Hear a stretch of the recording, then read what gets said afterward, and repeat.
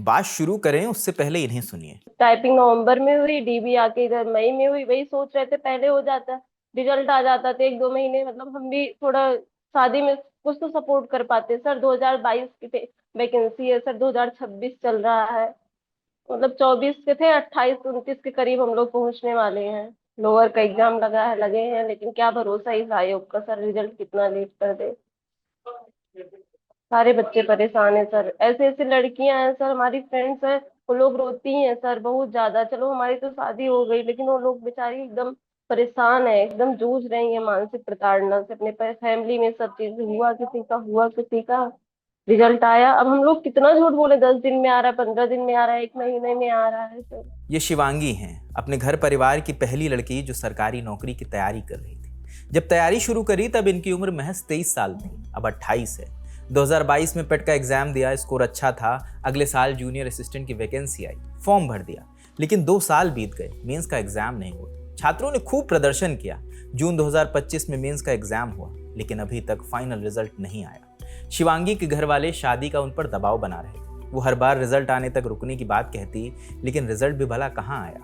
मई 2026 में शिवांगी की शादी हो गई। पिता गार्ड हैं, लोन लेकर शादी करी। शिवांगी बार बार कहती हैं कि अगर नौकरी समय पर लग गई होती तो पिता की शादी में मदद कर पाती। तो 2022 में ये 22 के पेट से वैकेंसी आई जूनियर असिस्टेंट 5512 की। फिर उसके बाद 23 में इसका मतलब फॉर्म आया था। फिर उसके बाद सर जून 2025 में इसका एग्जाम हुआ, तो हम लोग सोचे कि चलो ठीक है, हो सकता है रिजल्ट जल्दी आ जाएगा। इस वजह से शादी मतलब थोड़ा लेट हो जाएगी, लेकिन सर घर वाले नहीं माने, कहे कि नहीं अब कितना इंतजार करेंगे रिजल्ट का। फिर उसके बाद सर इस बार मई में शादी हो गई सर। इतना ज्यादा खर्चा आया, सब चीज हुआ सर, लेकिन अब क्या करें। भाई हमारा 19 साल का है, वो जॉब पे लग गया, प्राइवेट जॉब पे। हमारे बस यही रिजल्ट का इंतजार करते करते सर बहुत ज्यादा सर झेलना पड़ा इस रिजल्ट के लिए। वहां आयोग जाओ तो हाँ बस यही कहते हैं कि आ जाएगा, अगले महीने आ जाएगा, सितंबर तक, अगस्त तक नहीं आया तब आना आप लोग। मतलब इतना ज्यादा मिसबिहेव से बात करते हैं, कहते आ गए हो आप लोग, फिर से अरे क्या बैनर लेकर चले आते हो, मतलब ऐसे ही बात करते हैं सर। शिवांगी उत्तर प्रदेश के सुल्तानपुर से हैं। कहती हैं, हमारे यहाँ लड़कियों का पढ़ पाना आसान नहीं होता। हर रोज अपने गांव से 16 किलोमीटर दूर लाइब्रेरी जाते हैं, वहां पढ़ाई करते हैं। मेरी नौकरी न लगने की वजह से छोटे भाई ने पढ़ाई छोड़कर प्राइवेट नौकरी शुरू कर दी। अब तो हम लोग उस एरिया से आते हैं सर जहाँ लड़कियों के लिए समझ लीजिए बहुत दिक्कत होती है पढ़ाई करना सर। ग्रामीण इलाके से आते हैं सर, सुल्तानपुर में 16 किलोमीटर दूर सर बस से हम लोग जाते हैं लाइब्रेरी। इस हिसाब से बहुत दिक्कत होती है सर, 16 किलोमीटर जाना, 16 किलोमीटर आना।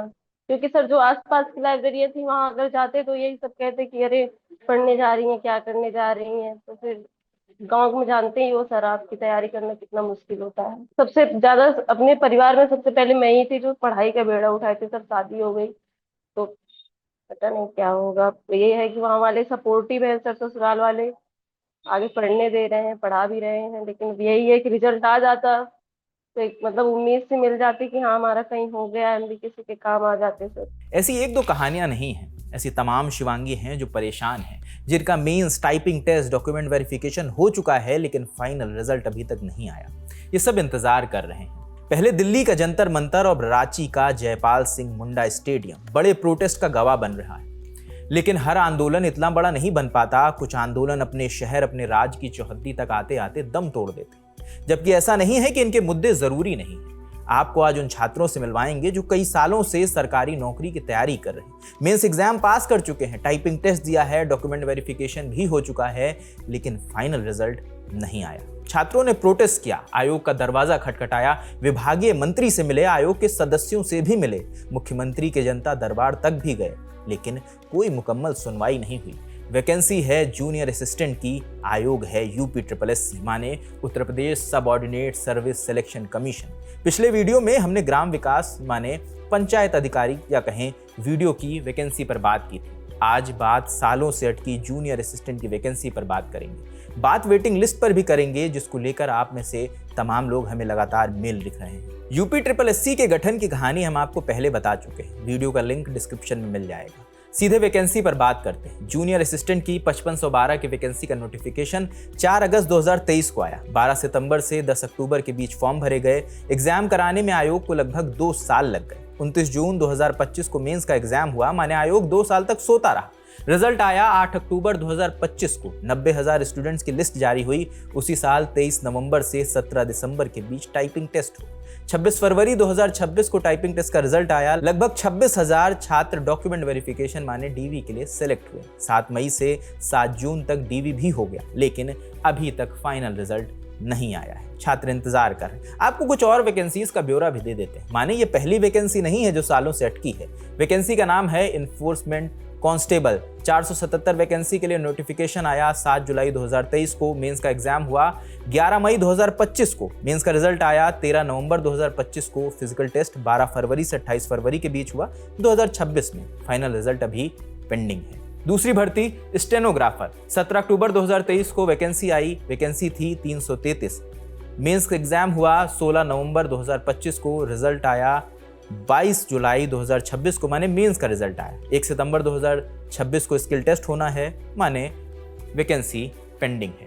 तीसरी वैकेंसी असिस्टेंट अकाउंटेंट के है। 128 पदों की वैकेंसी का नोटिफिकेशन आया 20 फरवरी 2024 को। 16 फरवरी 2025 को मेंस का एग्जाम हुआ। 17 अक्टूबर 2025 को रिजल्ट आया। 13 जनवरी 2026 से 12 फरवरी 2026 के बीच डीवी हुआ, माने डॉक्यूमेंट वेरिफिकेशन हुआ और फाइनल रिजल्ट अभी पेंडिंग है। माने ये फहरिस्त लंबी है, हमने आपको कुछ चुनिंदा एग्जाम्स का जिक्र किया। हमारी बात हुई मयंक से। 2019 से सरकारी नौकरी की तैयारी कर रहे हैं। वीडियो और जूनियर असिस्टेंट दोनों का मेंस क्लियर कर चुके हैं।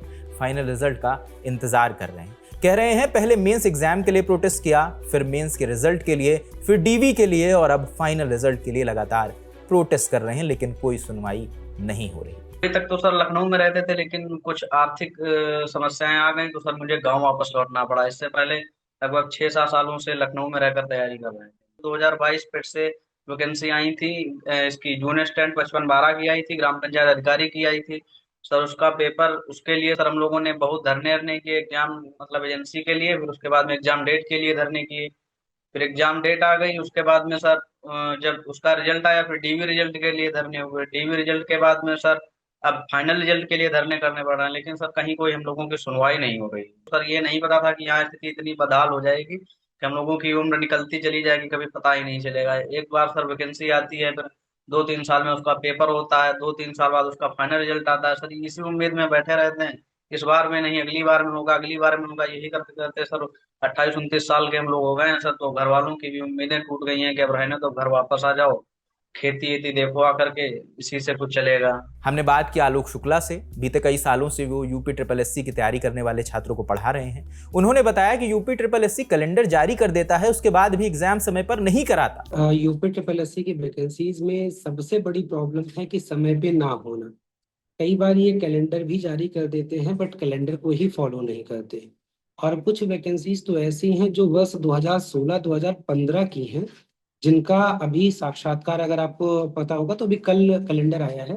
मतलब 2015 की वैकेंसी, 2016 की वैकेंसी, वर्ष 2026 में जाके उनका इंटरव्यू लगा हुआ है। तो 10 साल में मुझे तो लगता है कि बच्चा ओवर एज हो जाता है। 10 साल में उसकी लाइफ बदल जाती है, बहुत सारी चीजें, उसकी प्रायोरिटीज बदल जाती हैं। तो फिर ऐसे एग्जाम होने का मतलब ही क्या रह जाता है। एक सबसे बड़ा मुद्दा ये रहता है कि कैलेंडर देने के बाद भी ये ऑन टाइम नहीं रहते हैं। आलोक बताते हैं छात्रों के लिए वेटिंग लिस्ट एक बहुत जरूरी मुद्दा है। तमाम छात्र हैं जिनका एक से ज्यादा एग्जाम क्लियर हो जाता है और बाद में वो महज एक ही पोस्ट पर ज्वाइनिंग कर पाते हैं, जिसके चलते वो तमाम पोस्ट बर्बाद होती हैं जिनको उन्होंने क्लियर किया था। होता क्या है कि जितने बच्चे आवेदन करते हैं, जितने बच्चे सेलेक्ट होते हैं, सारे लोग ज्वाइन नहीं करते। यूपी ट्रिपल एससी में पेट के माध्यम से वैसे भी समझिए कि कोई बच्चा 2000 ग्रेड पे की तैयारी कर रहा है, कोई बच्चा 4600 ग्रेड पे की तैयारी कर रहा है। उन्हीं में से बहुत सारे बच्चे ऐसे हैं जो ऑलरेडी 2000 के वेतन पे वो लोग क्या कर रहे हैं, नौकरी कर रहे हैं। लेकिन वो पेट का आवेदन इसलिए कर रहे हैं कि जब लोअर पीसेस की भर्ती आएगी या कोई हाई ग्रेड पे की नौकरी भर्ती आएगी, तब मैं क्या करूंगा, उसमें अप्लाई करूंगा।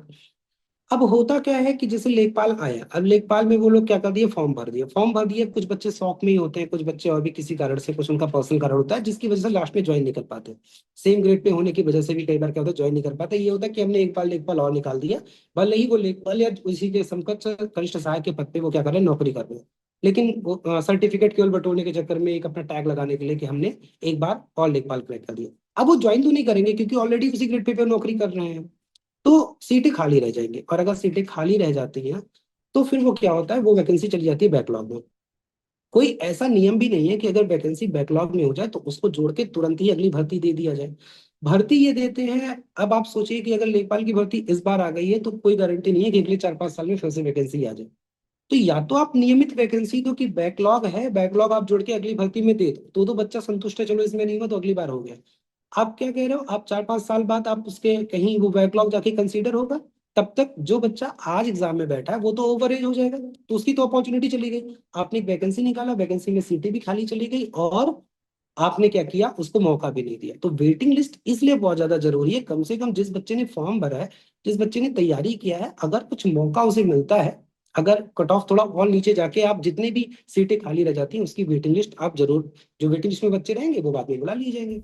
अब आपको उनके बारे में भी बता देते हैं जिन पर इन सब की जवाबदेही की जिम्मेदारी है। नाम है डॉक्टर सत्यनारायण साबत, यूपी ट्रिपल एससी के अध्यक्ष हैं। 1990 बैच के आईपीएस अधिकारी, 13 दिसंबर 2024 को पुलिस सर्विसेज से रिटायर हुए। आखिरी पोस्टिंग बतौर UP crime branch criminal investigation department माने सीबीसीआईडी के डीजी पद की थी। अगले ही महीने 2 जनवरी 2025 को उन्हें यूपी ट्रिपल एससी का अध्यक्ष नियुक्त किया गया।